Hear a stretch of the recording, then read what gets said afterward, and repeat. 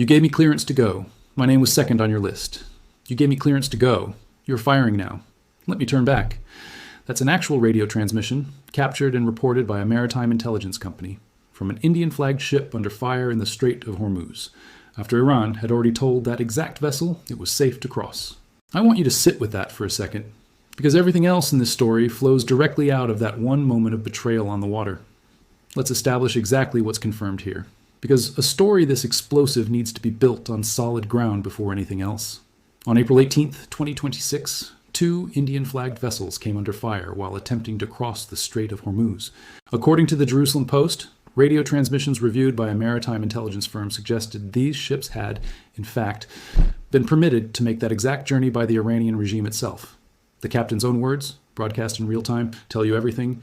He believed he had permission. He believed his name was literally on a list Iran had approved. And then the shooting started anyway. Here's why that detail matters so much more than a simple attack would on its own. Throughout this entire war, Iran had built an actual system for managing which ships could safely cross the strait. According to Al Jazeera's own coverage back in mid-March, Iran had explicitly allowed some Indian vessels through, stating publicly it did not want other countries to suffer, while simultaneously blocking ships linked to nations it considered hostile.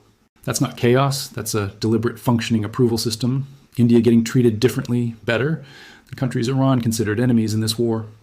And on April 18th, that exact system broke down, with a ship that had supposedly cleared Iran's own approval process getting fired on anyway. Now let's back up and understand why Indian ships were even in that dangerous stretch of water in the first place, because the scale of what was at stake for India specifically is almost never discussed outside of financial and shipping circles. At the peak of this crisis, there were 22 India-flagged vessels stranded in the Persian Gulf, according to Indian government officials, including 6 LPG carriers, 1 liquefied natural gas ship, and 4 crude oil tankers, carrying over 600 Indian seafarers. That's not an abstraction. That's hundreds of Indian citizens sitting on ships loaded with fuel India desperately needs, trapped in the middle of somebody else's war, with no guarantee of safe passage in either direction. Among those stranded vessels were the Shivalik and Nanda Devi, tankers that would later be captured on camera, receiving exactly the kind of naval escort this story is really about, carrying a combined 92,700 metric tons of liquefied gas back toward Indian ports. Here's where the story takes the turn that gives it its title, because what India actually did next surprised a lot of people who follow Indian foreign policy closely. When President Trump began publicly pushing for a multinational coalition, calling on countries like China, Japan, France, and the UK to send warships and help secure the strait, India's Ministry of External Affairs gave about as clear a public no as you can give. Spokesperson Randhir Jaiswal told reporters directly, "We are aware that this matter is being discussed bilaterally by several countries. We have had no such bilateral discussion yet. India, publicly, on the record, declined to join any American-led military coalition to protect shipping through Hormuz." And then, within days, India quietly did something else entirely, something that never got announced with a press conference or an official statement. According to Bloomberg, citing people familiar with the matter who weren't authorized to speak publicly, India began deploying more than half a dozen of its own warships, including logistics vessels, to the Gulf of Oman and the Arabian Sea. Business Today and The Statesman both confirmed the same core development through India's own ANI news agency. 2 dedicated Indian Navy task forces deployed specifically to escort Indian merchant vessels and tankers as they crossed the strait. This eventually became a named, ongoing operation. Wikipedia's own tracking page identifies it as Operation Urja Suraksha, which translates to energy protection, launched on March 23, 2026, and still active months later. Stop and appreciate what just happened there, because it's the actual line nobody expected. India said no to joining America's coalition. Then India built its own parallel, independent naval escort operation, projecting its own warships directly into one of the most dangerous, actively contested war zones on the planet, entirely on its own terms, without joining anyone else's military alliance to do it. That's not the cautious, purely diplomatic India that foreign policy analysts are used to describing. That's a country choosing to send its own navy, its own destroyers, its own helicopters, directly into a live war zone to protect its energy supply, while simultaneously telling the United States it wasn't interested in doing exactly that as part of anyone else's coalition. Let's get specific about what this actually looked like on the water, because the details here are remarkable. Naval News reported footage taken aboard the Indian tanker Shivalik showing a Visakhapatnam, or Kolkata-class destroyer, some of the most capable warships in the Indian Navy's entire fleet, escorting it through the Gulf of Oman alongside an MH-60R helicopter operating off the deck. These aren't small patrol boats. These are frontline Indian destroyers, the same class of ship India would deploy in an actual military conflict, sent specifically to shepherd civilian LNG tankers like the Shivalik and Nanda Devi, carrying tens of thousands of metric tons of liquefied gas safely out of a strait where American, Israeli, and Iranian forces were actively exchanging fire. Here's a detail that shows just how carefully India tried to walk this specific line. Sources told Bloomberg the Indian warships would be stationed east of the Strait of Hormuz and would not enter the waterway itself, positioned specifically to pick up and escort vessels once they'd already made it through the most dangerous stretch, towards safer waters in the northern Arabian Sea. That's a deliberate, calculated choice, project enough naval power to protect Indian interests without actually putting Indian warships inside the same contested strait where American and Iranian forces were shooting at each other directly. India wanted the protection without the direct confrontation, and for months that careful balance mostly held. Then April 18th happened, and it showed the limits of exactly that careful balancing act. If Iran had genuinely cleared these two Indian vessels to cross, and the radio transmission strongly suggests exactly that, then firing on them anyway represents either a breakdown in Iran's own internal coordination between whichever authority granted clearance and whichever unit actually opened fire, or a deliberate decision to disregard an agreement it had made just for that specific voyage. Neither explanation is good news for a country like India that had spent weeks building an entire diplomatic and naval strategy specifically around the assumption that Iran's approval process could actually be trusted.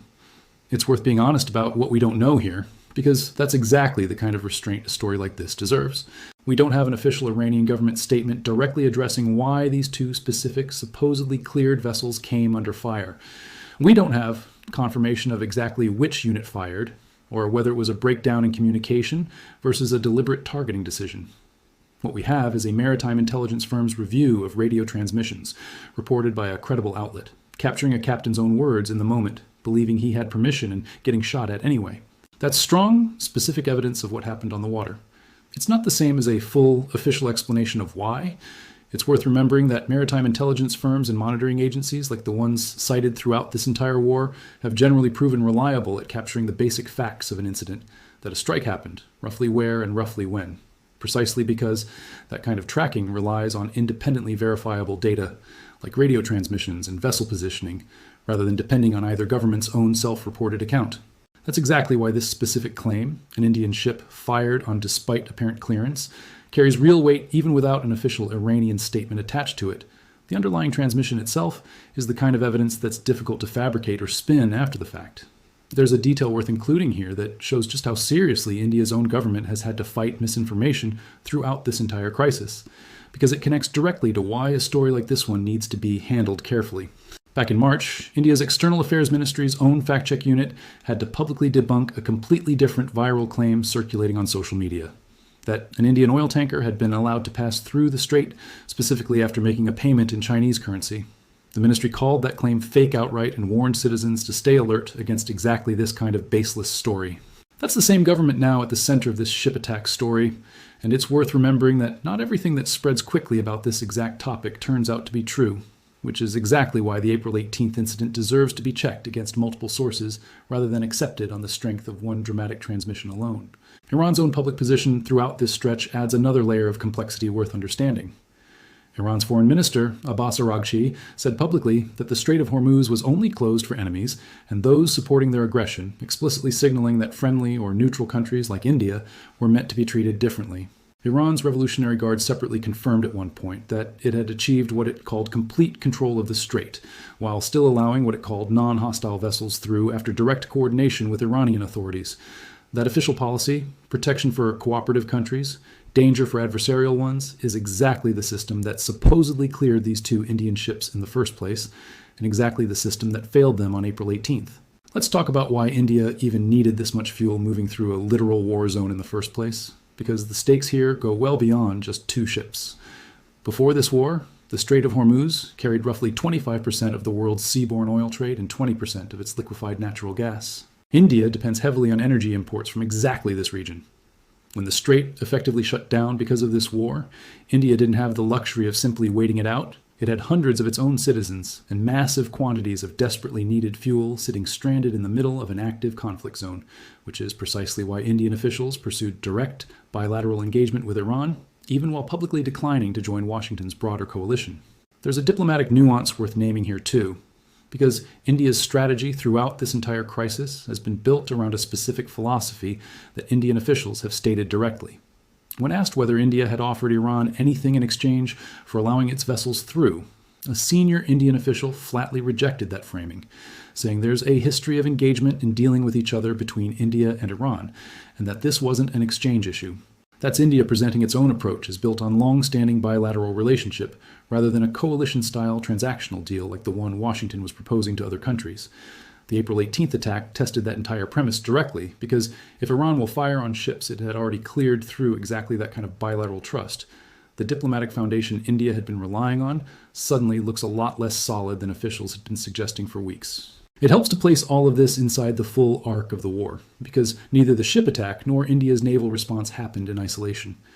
This conflict began on February 28, 2026, when the United States and Israel launched strikes that killed Iran's supreme leader, opening a war that immediately spilled into the Strait of Hormuz.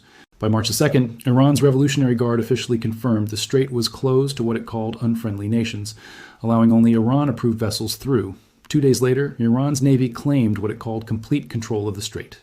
That's the exact environment India's ships were sailing into, a waterway Iran had explicitly declared it would manage selectively, rewarding cooperation and punishing anyone it considered hostile. Trump's push for a multinational coalition to escort ships through the strait deserves more context too, because India wasn't the only country that said no. On March 15th, Trump called on countries that receive oil through the strait to, in his words, take care of that passage militarily. The very next day, according to Wikipedia's own detailed tracking of the campaign, several US-aligned NATO countries rejected that request outright, including Germany, Spain, Italy, Estonia, the United Kingdom, Australia, South Korea, Japan, and the European Union as a whole.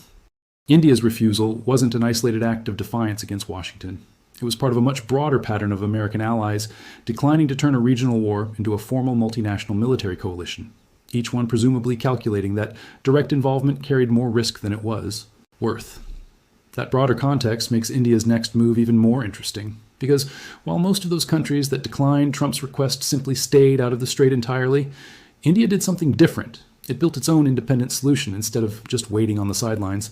Gulf News reported that a senior Indian official specifically credited direct diplomacy with Iran, not military escort, as the most effective way to get shipping moving again, noting that 2 Indian tankers had already safely transited the strait, as proof that diplomacy still delivered results. So India pursued a genuinely dual-track strategy, real diplomatic engagement with Tehran to secure individual safe passages, backed up by its own independent naval task forces, to protect those ships once the diplomatic arrangements had actually been secured. That's a meaningfully different posture than either fully joining an American coalition or fully refusing to engage at all. It's worth understanding just how deep the India-Iran relationship actually runs, because it explains why India felt confident enough to pursue this kind of direct bilateral arrangement in the first place, rather than simply falling in line behind Washington. India and Iran have maintained diplomatic and economic ties for decades, including India's long-standing investment in Iran's Chabahar port, a strategic gateway India has developed specifically to access Afghanistan and Central Asia without routing through Pakistan. That kind of sustained, decades-long relationship gave Indian officials genuine leverage to negotiate directly with Tehran for safe passage, leverage that a country with a thinner diplomatic history with Iran simply wouldn't have had available to it in the same crisis. There's a specific detail about what Iran reportedly wanted from India in return for this cooperation that's worth including, because it shows the arrangement wasn't purely one-sided goodwill. Reporting at the time referenced specific conditions Iran had floated for continued safe passage, including requests tied to releasing tankers and sending medicines, suggesting Iran was using its control over the strait as genuine leverage in a broader set of asks, not simply waving friendly countries through out of pure generosity. That detail matters because it means the arrangement that supposedly protected these 2 Indian ships on April 18th wasn't just a simple good faith gesture. It was part of a more complex transactional relationship that had its own pressures and expectations attached, the kind of arrangement that can break down if either side feels the other isn't holding up its end. Any transactional arrangement built on a rolling list of conditions carries an inherent fragility that a purely goodwill-based exemption wouldn't, because it means safe passage was never unconditional in the first place. It was contingent on Iran's own satisfaction with how the broader relationship was unfolding at any given moment, a satisfaction that can shift quickly depending on factors that have nothing to do with the specific ship trying to cross that day.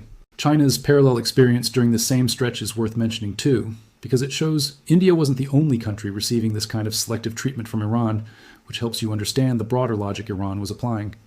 Wikipedia's own tracking of the campaign notes that several Iran-approved ships passed through the strait during the conflict, mostly petroleum shipments bound for China and India specifically, some with military escort. That means Iran had built essentially the same kind of selective access arrangement with at least two major Asian powers simultaneously, both of which maintained complex, non-aligned relationships with Washington, both of which needed continued energy access badly enough to negotiate directly with Tehran, rather than simply waiting for an American-led solution. India's naval escort operation and its diplomatic approach to Iran sit inside that broader pattern, not as a completely unique case, but as one prominent example of exactly how countries outside the core US-Israel-Iran conflict were forced to navigate this crisis on their own terms. I want to walk through exactly where the confirmed line sits in this story, because that's the whole reason to cover it this carefully. Confirmed through the Jerusalem Post's reporting and a maritime intelligence firm's review of radio transmissions. 2 Indian-flagged vessels came under fire on April 18, 2026, despite radio evidence suggesting Iran had cleared them to cross. Confirmed through Al Jazeera's own reporting. Iran had an established functioning policy of allowing selected Indian vessels through the strait while blocking ships from countries it considered hostile. Confirmed through Bloomberg, Business Today, The Statesman, and Wikipedia's own tracking of Operation Urja Suraksha. India deployed multiple warship task forces, including frontline destroyers, and embarked helicopters, to escort its own tankers through this exact war zone, entirely independent of any American-led coalition it had publicly declined to join. Confirmed through India's Ministry of External Affairs' own public statements, India explicitly rejected joining Washington's proposed multinational escort coalition while still building this parallel, independent naval operation. And explicitly unclear, flagged honestly rather than glossed over, the specific internal reason Iran fired on ships it had apparently already cleared. Whether that was a coordination failure or a deliberate choice, something no official Iranian statement has directly addressed. It's worth understanding just how significant this kind of independent deployment actually is within the broader context of modern Indian naval history, because it's not something India does casually. The Indian Navy has, in recent decades, generally reserved this kind of sustained, forward-deployed task force presence for its own established anti-piracy patrols in the Gulf of Aden and Indian Ocean, under an existing framework called Operation Sandkalp, rather than inserting itself directly alongside an active great power conflict zone the way it did here. Wikipedia's own page on Operation Urja Suraksha specifically frames it as an extension of that broader Sandkalp posture. But the target environment this time was categorically different. A live, multi-country war involving the United States, Israel, and Iran simultaneously, not a stable patrol against opportunistic piracy. Choosing to extend an existing anti-piracy doctrine into a literal war zone, without officially confirming the deployment through any formal government announcement, is exactly the kind of quiet but consequential policy shift that deserves far more attention than it's gotten. There's a reason India never issued a formal public announcement confirming this deployment, and it's worth naming plainly because it explains the entire diplomatic tightrope India was walking throughout this crisis. Officially announcing Indian warships operating near an active war zone involving the United States, Israel, and Iran would force India to take a much more explicit public position on a conflict it had deliberately tried to stay diplomatically distant from, potentially complicating its relationships with all 3 combatants simultaneously. By allowing the deployment to be confirmed only through unofficial sourcing, journalist reporting, and social media footage, rather than a formal government statement, India got the practical military benefit of protecting its ships and its citizens while preserving just enough official deniability to avoid being pulled more directly into the underlying political fight. That's a sophisticated, deliberate communication strategy. Not an oversight, and it's exactly the kind of subtlety that gets lost when a story like this gets reduced to a single dramatic headline. Let's talk about the broader toll this crisis inflicted on global shipping during the same stretch, because it helps contextualize just how dangerous the waters India's Navy was actually operating in. Wikipedia's own detailed tracking of the broader Strait of Hormuz crisis documents a serious cumulative toll: 1 tugboat sunk, at least 17 merchant ships damaged, 2 merchant ships captured, and 12 seafarers killed or missing across the length of this conflict. That's the environment India's own warships, its own destroyers, its own helicopter crews were operating inside, waters where commercial vessels of every flag had already been sunk, captured, and had crew members killed well before the specific April 18th incident involving Indian ships even happened. India wasn't sending its navy into a merely tense diplomatic standoff. It was sending frontline warships into a waterway with an already documented bloody track record.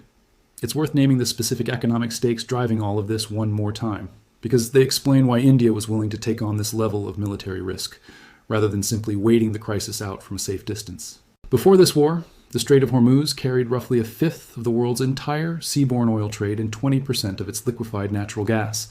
India, as one of the world's largest energy importers, simply doesn't have the luxury of treating a prolonged closure of that waterway as someone else's problem to wait out. Every additional week, those 22 stranded India-flagged vessels sat idle in the Persian Gulf represented real mounting economic pressure back home, which is exactly the kind of pressure that can push even a historically cautious, non-aligned country like India toward exactly the kind of assertive, independent military posture it adopted here. There's a diplomatic contrast worth drawing between how India handled this crisis and how it's traditionally approached conflicts far from its own borders, because that contrast is really the heart of why the story surprised so many people who follow Indian foreign policy closely. India has a long, well-documented history of studied non-alignment, avoiding entanglement in conflicts between major powers, and generally preferring quiet diplomatic engagement over visible military deployment in someone else's war zone. Sending frontline destroyers, armed with embarked helicopters, directly to the edge of an active three-way war involving the United States, Israel, and Iran represents a genuinely notable departure from that traditional posture, even accounting for the deliberate restraint of keeping those ships just outside the strait itself.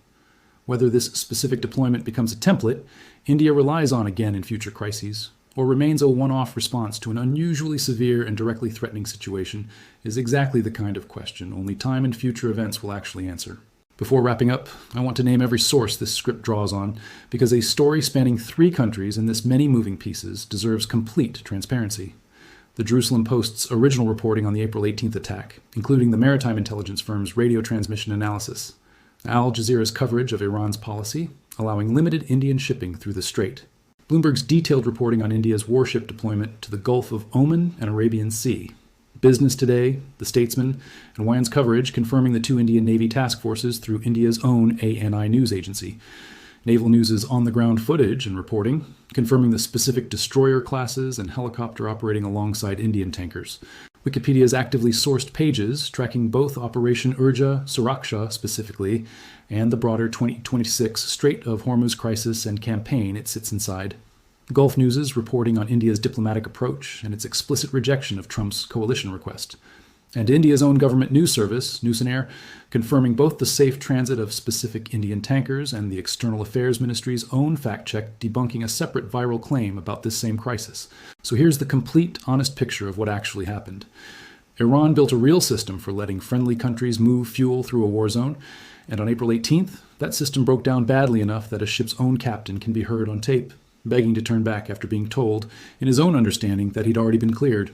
India, meanwhile, had already made its own quiet, remarkable choice weeks earlier, publicly declining Washington's coalition, while privately sending its own warships directly into the same dangerous waters to protect its own citizens and its own fuel supply, without ever officially confirming it was doing so. Those 2 threads, an Iranian promise that failed on the water, and an Indian military posture that broke from decades of cautious neutrality without anyone announcing it, are the real story here, and neither one needed a single ounce of exaggeration to be genuinely remarkable on its own. If you want the next update on how India's independent naval posture in this region continues to evolve, or the moment Iran offers any official explanation for the April 18th attack, subscribe and turn on notifications, because I'm tracking this exactly the way I just laid it out for you, sourced, quoted directly, and honest about the one part of this story that still doesn't have a clean answer. And down in the comments, tell me what you think actually happened on that radio channel. Do you think this was a genuine breakdown in Iranian communication? Or do you think Iran knowingly fired on ships it had already promised safe passage to? I read every one of these, and it genuinely shapes what gets covered next. Thanks for watching, and I'll see you in the next one.